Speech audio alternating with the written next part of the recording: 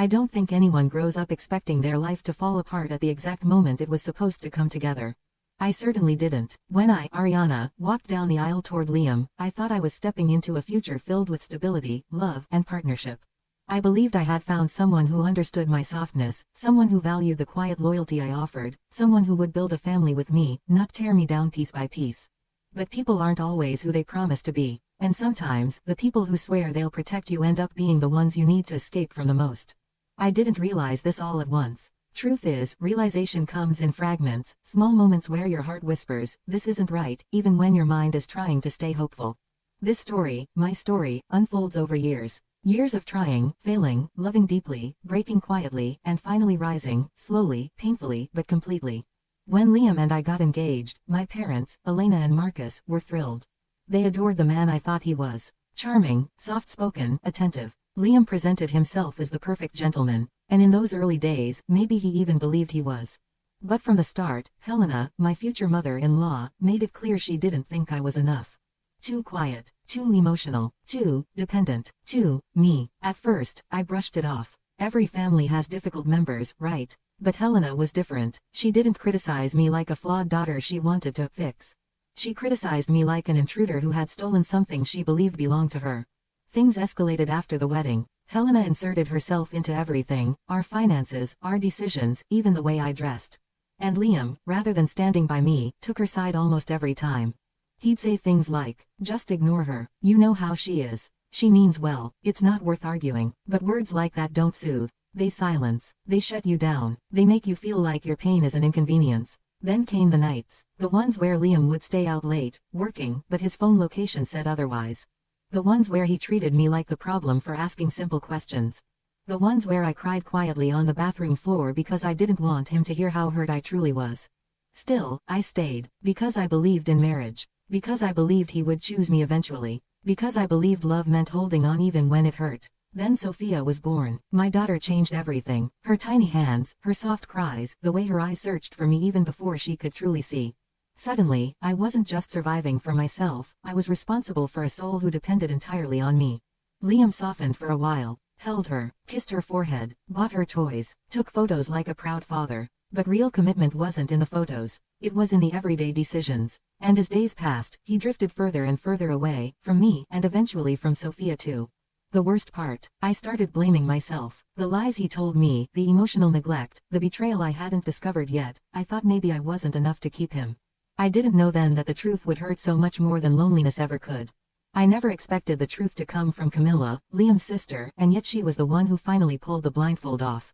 She called me one afternoon, her voice shaking. Ariana, I need to tell you something. And please don't think I want to hurt you. My heart dropped. She continued, Liam, he hasn't been where he says he's been.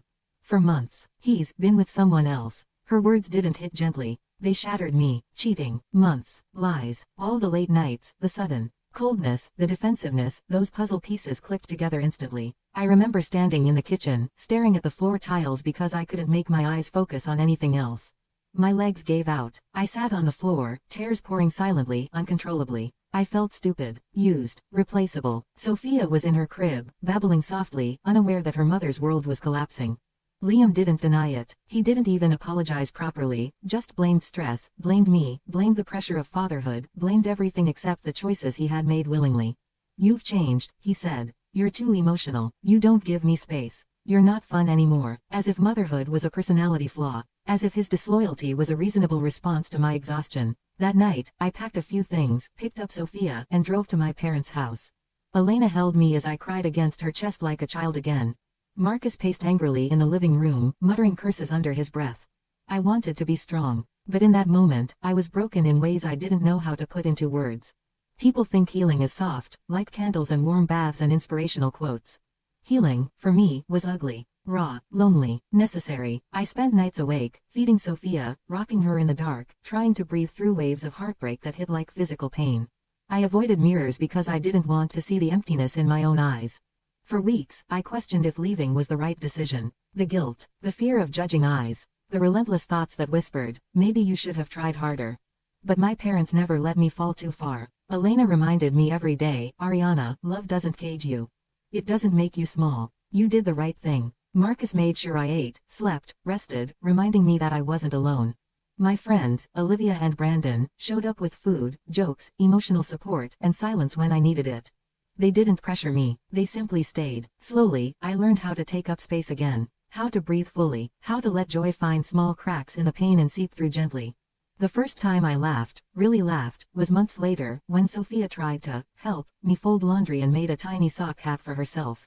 Her giggles were medicine I didn't know I needed. I wasn't healed, but I was healing. Leaving Liam was the end of one life, but it was also the beginning of another. I built routines for Sophia and me. I found a job I loved. I surrounded myself with people who genuinely cared for me. People who lifted me. People who stayed. I stopped chasing love that made me feel small. I stopped begging for validation that never came. I stopped believing that my worth was tied to being chosen by someone who didn't value me. And one day, while watching Sophia play, it hit me. My life finally feels full. Full in a way it never did when I was trying to earn love from people who were never going to give it. Family is not about blood or obligation or shared last names. Family is about who loves you consistently, who shows up when it matters, who makes space for you at their table without you having to ask. I finally understood that, and I'm happier than I have ever been, not because life is perfect, but because I am no longer living small to fit inside someone else's comfort. I am living fully, for myself, for Sophia, and for the family I chose, the family who chose me back.